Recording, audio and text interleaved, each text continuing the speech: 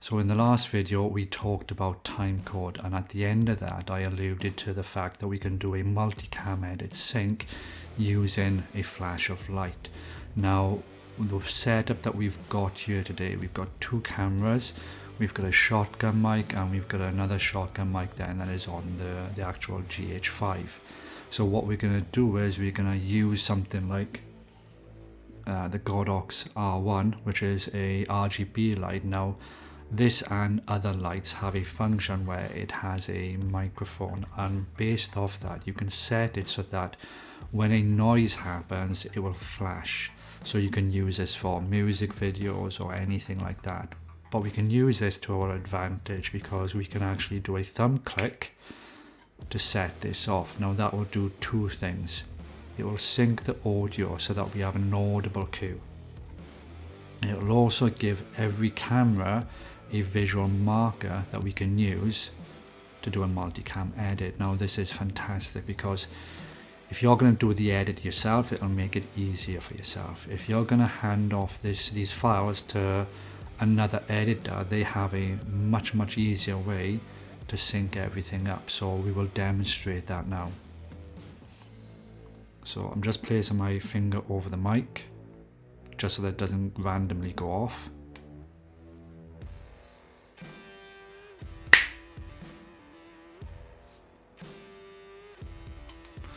And then I've turned it off.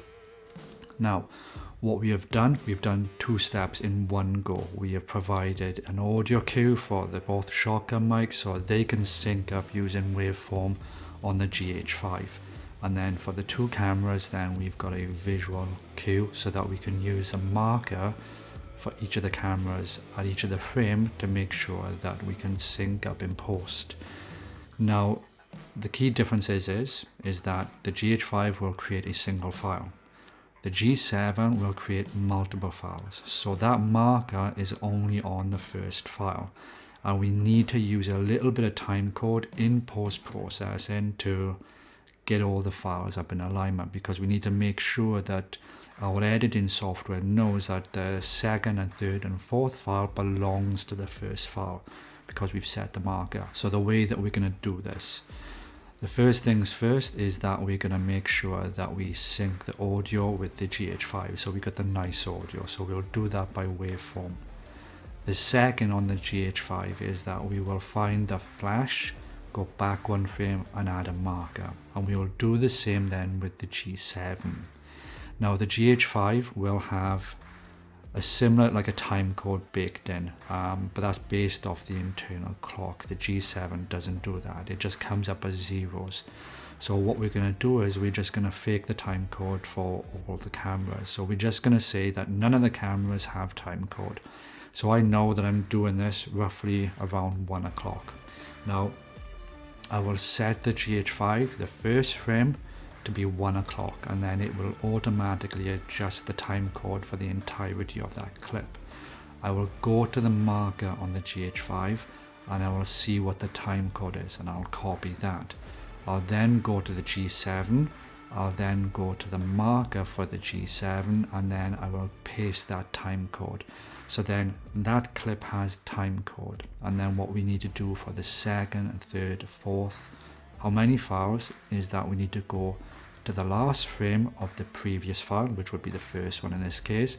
We're going to copy the time code. We're going to go to the first frame of the second file and we're going to paste that time code in, and we're going to increment it by 1 frame, and then that will work out then the time code for that entirety of that clip. And we'll repeat this process until all the files from that camera are correctly labeled. Now to help multicam out further, we're going to make sure that the GH5 in the metadata is labeled as camera 1, and all the files for the G7 are going to be labeled as camera 2. So that will get everything sorted out the way. Now what we need to do then is actually create a multicam edit. So because we've done all the steps we need to, all we need to do is create a multicam edit. Now we can do this by the marker, and then we can use the camera angle as the camera angle, which is self-explanatory.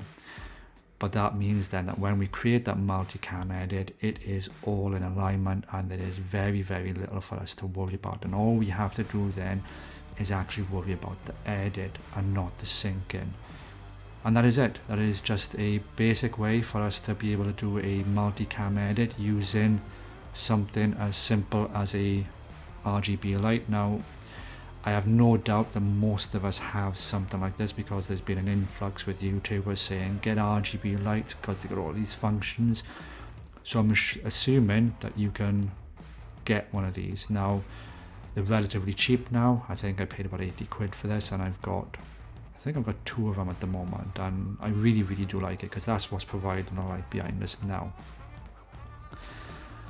So using simple methods is a quicker way to be able to sync all your cameras up using a visual marker and an audible click to do everything. So if you like this content, please give it a thumbs up, and I will see you in the next one.